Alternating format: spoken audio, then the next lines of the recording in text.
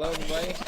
Welcome. It's been a while, and we're here on the Saturday AM YouTube channel. We're going to be trying to do this way more often and more consistently, as we have a lot of topics to touch on, a lot of cool stuff coming for you guys. But as long as you guys stick around with us, we will be here. But honestly, even if you don't, we'll still be here. We've been here for over a decade. I am Whyt Manga Dunze, creator of Apple Black, writer and illustrator of Apple Black, and then some, co-founder of Saturday AM, and here with my colleagues. Y'all can introduce yourselves, please. Raymond. Raymond Brown, the creator of Bully Eater, and also a co-founder of Saturday AM as well. Happy to be here. That's it. Yeah, my name is Frederick. I am the founder of Saturday AM, creator of Clock Striker, and a couple of titles, and I happen to know these two crazy people. See, as you guys can see, he has already attacked us. That is what we deal with all the time.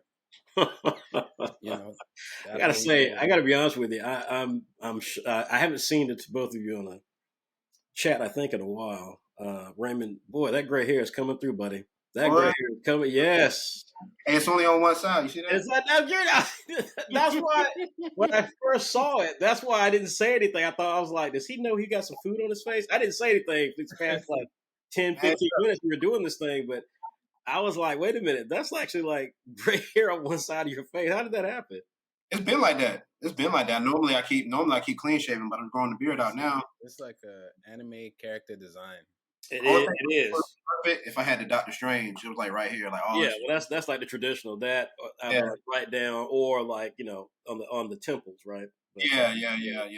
But maybe one of these days I'll literally have half and half right there, like gray boom, black boom. So hey man, that's what making manga will do to you. Yes, it will. Yes, it will. That or very little of it. I mean, I cut my hair, but still, it starts to thin out. It's a Saturday side right here. It's 10 years plus. It will look, Raymond. We'll know. We'll know how long. We'll know how long Whyt's been with us when he starts to get that gray hair. We'll be like, boy, I remember when that boy had no gray hair. Right.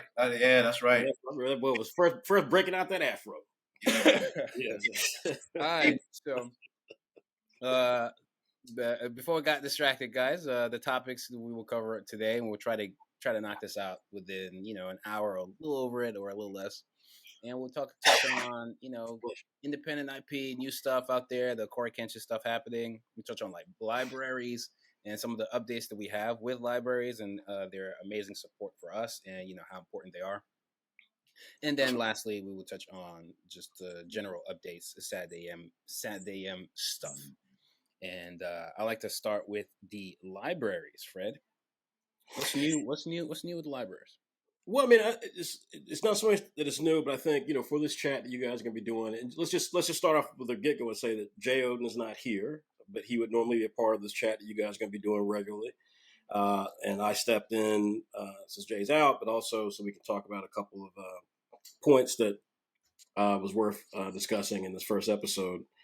And I'm happy you guys are doing this. I think both of you are articulate and along with Jay, you guys are so experienced. And so I think it's nice to see YouTube chats where there are people who actually, have done this stuff, talking about it, because there's a wealth of information that comes from people actually having done it. And I think YouTube is full of a lot of people who've not done these things but have an opinion. So it's nice to see people who are professionals in this actually opine about it. And it's also tied into, if I can just say real quickly, the Making Manga book. We have a book coming out called Making Manga, the Saturday AM Way. And this is a really, really, I think, an interesting book and a really good book, because it brings so many voices to the conversation of making manga. We have librarians, we have retailers, we have people who've worked on anime, we have folks who have who print the actual books. And so I think it's wonderful to actually try to give the things that we've learned in a decade of doing this, to be able to give that to the young people who are trying to create their own manga, and hopefully can look at a resource that actually has a lot of important and educated information in there. That's really what the hope is. But on the librarian side of things, which ties into that, because they have a big section in the Making Manga book, libraries are really important. And I can say truthfully, for me, I did not realize how important libraries were. I mean, I was very ignorant about the importance of libraries. I went to them when I was a kid, but I never took them very seriously. If I'm being honest, Same, Um, same.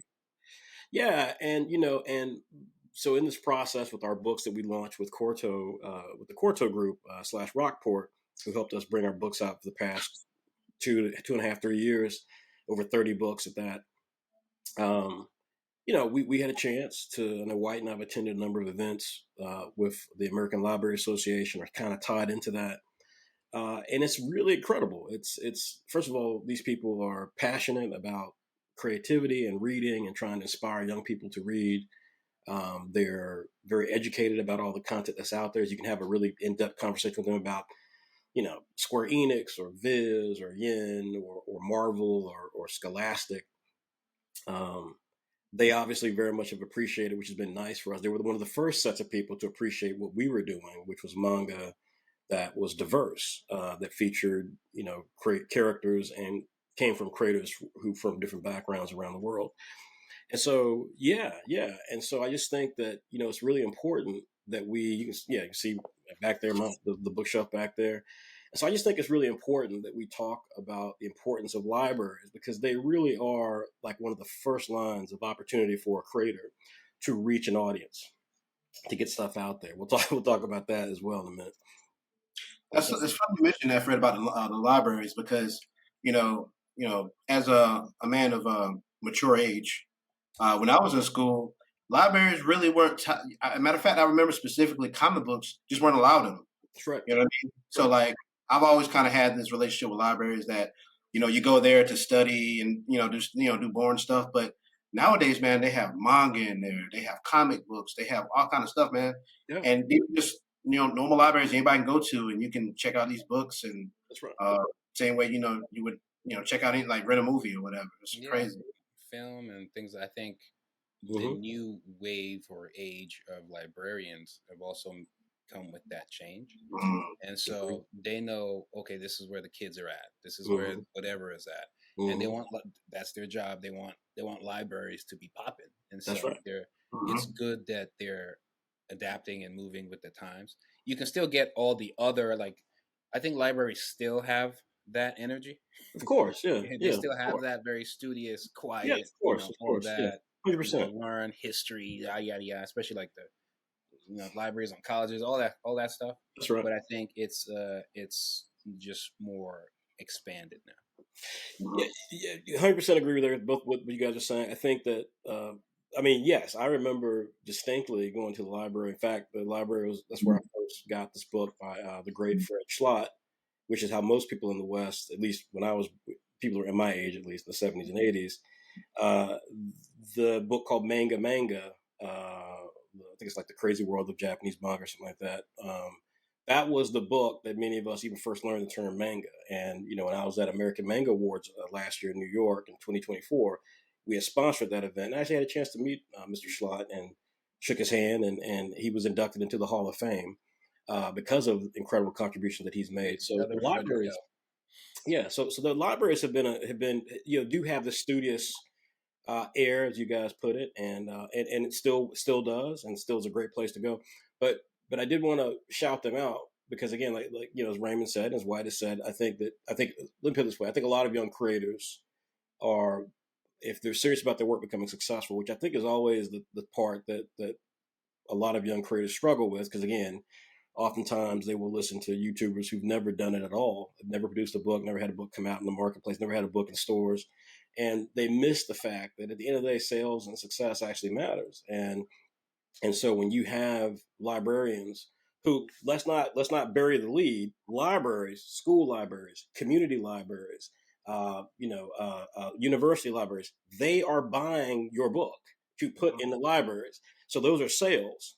So if you're trying to make sales on your book, these are places that actually buy your books. So they're as important as any store. But the flip side to that is that the people who work there, as both of you have alluded to, they're just more they're more inspired by getting people to read, and so they will find a lot of joy in really fun books to pass on to and to inspire young people to check out, and that becomes future creators, that get to produce books. So I would hope that in talking about this, the goal here is to really get people who are interested in making manga to get them to understand that one of the strategies you want to employ is getting your book into libraries, because it is a very, very important opportunity for you to have to get people to know about you, to know about your work, to celebrate your work, for more people to talk about your work. There's all the things you can do. There's Discord and there's other stuff, but make no mistake, libraries are one of the big options on that. And just to that point, one thing I would say as well is that if you have like a Kindle, for example, they have or a Kobo, they have the ability for you to integrate your local library through services like Libby, if you're in the U.S., and then Overdrive and other services if you're outside the U.S. But there are services you can use in the U.S. as well, like Hoopla and other places. All of them are partners of ours. All of them are great, but you can use them to get our books and other books for free. So you don't have to go into your local library if you don't like where the library is, or it's just a little too far for you to get to. If you've got your library card, you can still get a library book on a device. By the way, just because I'm showing a Kindle here, you can do it on your phone. You can do it on lots of your tablet. So again, I just think the library is a really powerful tool, and I want young creators to start to take advantage of that opportunity, to start to investigate that opportunity, because we are an example of how strong libraries can be. You held up earlier, Whyt, Apple Black Origins, and that just won a Children's Book Council award, and that's extraordinary, because again, this is a book that we really fought to get out in the marketplace. There wasn't our partner with Corto Group wasn't necessarily interested in doing a light novel. They didn't know that market very well. They didn't know manga very well before we worked with them. But it's something I wanted to do for a long time. I knew that Whyt had this incredible world he built with Apple Black, and I thought, man, this would be such a great fit. We were fortunate to get Stephanie Williams from Marvel Comics and IDW to work with Whyt, and Whyt had the vision and laid everything out, and then Stephanie was able to kind of put it into written format, and it's done really well so far. And again, I'm really proud of the work that they did, and I'm proud as well that the librarians recognize that, hey, Black fantasy is every bit as important as fantasy from the UK, or fantasy from about whatever things that we typically see as fantasy in the U.S. This was something from an African creator, from a black African American woman, from a company that's Black owned. It's like, this was something really cool and really unique, and I've not seen anything like Apple Black Origins. And so I was just really proud of Whyt to win this award and to put this whole thing together. But again, I'm really proud of the fact that librarians gave us a chance, and that's what's really special about it. So, Yeah. so Whyt, congratulations to you, by the way. You got that award. How did that feel? It feels good. I've been nominated for a few other things, but this one I think was the first one I won. And congratulations to you too. I'm Clock Striker and Gunhild. Gunhild, yeah. Yes, let me see. I think I have Gunhild somewhere, but the Clock Striker and Gunhild also won awards, and it feels good. It was great working with Stephanie. It was great working. It was great putting this together and trying to figure out how this will work as a prequel to the current events in Apple Black, and just working with somebody in this manner. It was completely new, but we're up for the challenge, and I think it worked out. It worked out great in the end. Light novels are not, prior to this, obviously, like you said, we're not too familiar with it as well, but I think we did the best we could. And, as light novels are with stuff in Japan, you have some art in there. And so there's some cool colored stuff in there. And I think we had fun with it. It was a great exercise. And the award is nice, as you can imagine. Can you talk a little bit about, the roles that maybe sometimes, not just for this award, but like a bunch of awards, that librarians kind of, the roles that they play? Because I'm sure they have to do with a lot of the voting and committees and this and that, and like how important they are.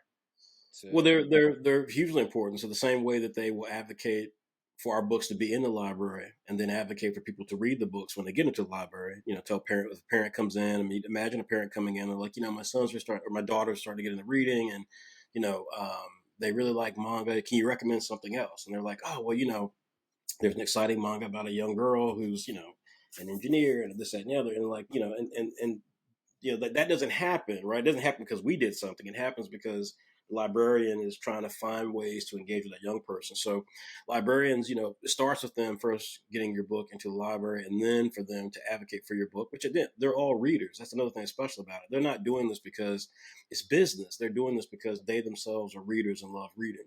But yeah, as Whyt said, there are A good example of that too was yeah. that video that those librarians dropped a few months ago From for the us. Los Angeles Public Library. That Yeah. was incredible, man. Like, just kind of, I don't know if you guys knew about it, but it came out of nowhere for me. Mm. And they talked about our books with such passion, and hopefully we can find it, put it in, like, put little slides inside this video or whatever. But the way they were talking about the books, and they actually, you could tell they actually read the books and engaged with them. It wasn't just something canned. They really did have a passion about it. Right. Pretty It wasn't a marketing initiative that someone right, from corporate said, "Hey, make sure you talk about these books." Right. right. That happens, but that not at libraries. That doesn't happen. There's no corporation to inspire them to talk about a book. It's all them. And so, to White's question, I don't know a lot about it. So all I can say is that my understanding is that there are multiple. So there's an overall group, and again, and by the way, I can only speak on two libraries that I know of. I can talk about the American system and a little bit about the Japanese system. But the American system, it's all governed by something called the American Library Association. That's the kind of nationwide one. And then the individual states or like groups of states have their own library association. So Texas Library Association, which you know about, Whyt, and then North Carolina has a North Carolina Library Association. California has a California. So like they have them, and then like I said, from what I've heard, again, I don't know enough about it, but there are kind of like some states or states or regions that kind of have like a regional library association because the states are maybe so big or so spread out that like they don't have as many people, example, as a Texas would. So Texas by itself has a massive library association. California's a massive library, but then like maybe a bunch of other states kind of have to band together, So I don't fully understand. I might be a little wrong about that, but either way, the point is that those associations at the state level have their own awards and their own recognitions, and then nationwide they all kind of vote into stuff nationwide, and then there are various services that support it. So when you picked up the award for Apple Black Origins, this was through the Children's Book Council, which is an organization dedicated to books that are meant for readers who are based in high school or below. I believe it's associated with libraries. I'm not 100% sure on that, but clearly, I put it like this: I'm confident a librarian was on the committee. Yeah. So that's that. But then there are other awards like Clock Striker was named. It was Lost Rick Volume 2 was named Best Manga of 2024, and this was through the School Library Journal. So it's made up of librarians, but it's more of like a newsletter or magazine dedicated to that. So I think that from that standpoint, they again, like, there's no mandate. They do it because they love it and they do it because they believe in it. But to work your way up through that and to get recognition from these various groups is impressive. Because again, you have to imagine that there are a gazillion books that come out every year from big companies like Scholastic and Simon and Schuster and HarperCollins and Marvel and DC and Penguin Random House and then all the manga, Viz and Kodansha and Yin. And so the fact that we've been recognized as often as we have through some of these groups is pretty impressive. And so that's why I think, again, it's a major thing. Japan, by the way, just real quickly, they have a lot of their libraries with universities that kind of cover the local area. There are, I think, different library services that are offered beyond universities, but the big ones are the universities, and they're prestigious. And so, I know Clockstrike was featured in the Kyoto International Manga Museum, and that's a big deal because a lot of manga is featured there.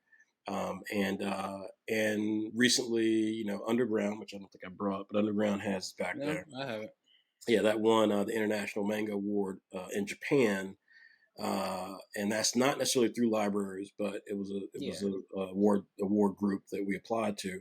But I would hope, and we'll find out, but I would hope that will end up in a library in Japan. Yeah, I'm pretty sure. I'm pretty sure that's it's a big thing. It's tied to like the politics of things, like the embassy and something. You're talking about the award is? Yeah, the award is like it's a prestigious international manga award. It's been around for a while.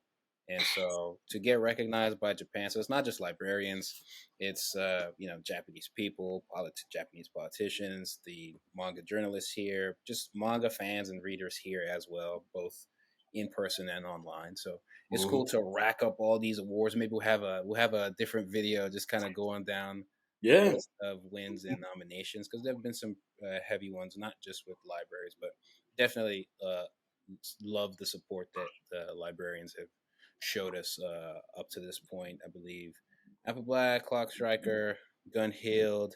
Yeah. There's some Glyph Award stuff. So I had like Soul Beat, Oblivion Rouge. Like a lot of our books have picked up a lot of things, and so we're Yeah. really I, proud of that. I think it's important too. I mean, I was thinking back when I was getting started. I think a lot of times aspiring creators today nowadays they really, they go kind of stops to getting likes at at Instagram and social media and things like that. But to know that there are awards like this that you can strive to get to. I know for me, as a coming, if I would have saw something like Saturday when I was coming up, seeing all these different awards that are available for really anybody who makes quality content. It's something that again, you may not get it tomorrow, you may not get it next year, year after that, whatever. But it's something you can strive for. When you're making your stories, and making your books, you can actually keep these kind of awards in mind, so that you could, have something to aim for versus just only looking for likes and follows and all Yeah, that stuff. yeah, and it's not maybe it's not just. I would just add on to it because it's also not just for just to say you had the award, right. The likes, you can get likes off of something you made that maybe wasn't great at all, right. But if you get an award, especially a prestigious one, right, it's a sign that okay, that this you're not just striving to get the award, you're striving to reach a certain level of excellence. That's That right. okay, is Sure. up to a certain standard, and this That's right. is the award is really just a cosign. And so hopefully it's not like you need the awards for the validation, but it's a way to like you're improving, you're growing. You know what I mean? Yeah. I Uh, mean, listen, I agree with what you're saying, but I would just say that I don't think there's anything wrong. Sorry, my Alexa's going off. Talking about a meeting that I got to get to after we finish this. Um, but busy man. so no, I think that I think there is. Listen, I'm always a believer in validation. I think validation and legitimacy. I think the problem with the social media generation is just what they term as being validation and legitimacy is the problem, right? It's not that there's something wrong with that. There's never anything wrong with being recognized for your work. There's nothing Yeah. wrong with that. That's positive. That means that, as Raymond said, and as you know, why you've achieved a certain level of seriousness, and that's we all do this for that reason. Um, but because we go through so much to produce this stuff. But on the other hand, I think that, but I think the problem, though, again, like I said, is that what passes for legitimacy and validation in the social media era is not that, right? It's about clicks and it's about likes and it's about algorithms and that's and again, with all the stuff that we face along the way, all the sort of harassment we face. Reality is that these companies choose to work with us, that librarians are recognizing our work and seeing all the nonsense we deal with. Again, that is, I think, a really powerful aspect of because that's legitimacy. That's real legitimacy. They see all the nonsense we deal with, and they're like, "But these guys rock," and that's kind of the situation there. Um, so yeah, I hope that young people. I mean, we know if young people are inspired by what we do. We know haters are inspired by what we do. They just won't admit it. So I think that's kind of to me the thing with this. But I do want to say with the library one more thing about the libraries before we move on, and that's just that uh, again, I wasn't very knowledgeable about the libraries, but what I am happy, what I do believe is powerful about libraries right now, especially again, like I said, with Kobo or Kindle and so forth, is the fact that I think we can't sleep on the fact that this stuff is expensive, man. Books and the economy right now is crazy.